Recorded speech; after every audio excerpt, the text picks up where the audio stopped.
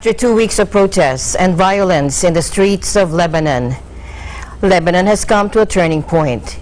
Saad Hariri, the country's prime minister, has resigned, and hundreds of people gathered in Beirut to celebrate the prime minister's resignation.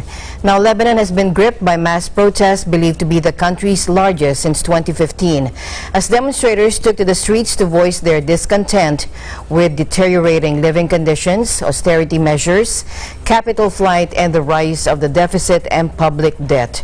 Our EBC correspondent from Lebanon, Gerly Salazar, reports from Beirut.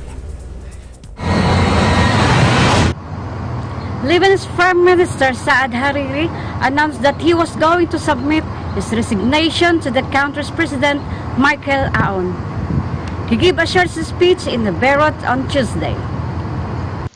Hariri's resignation comes after nearly 2 weeks of nationwide protests that were triggered on October 17, when the government announced a plan to tax calls via voice-over internet protocol programs such as FaceTime and WhatsApp.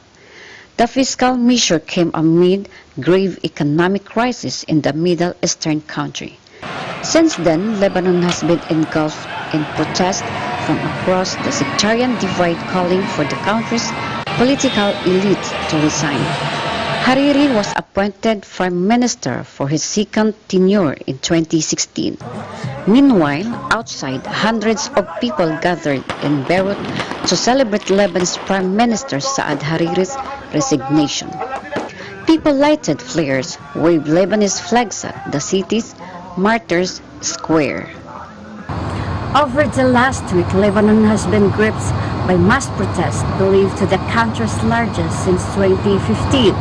Demonstrators took to the streets to voice their discontent with deteriorating living conditions, austerity measures, capital flight, and rise of the deficit and public debt.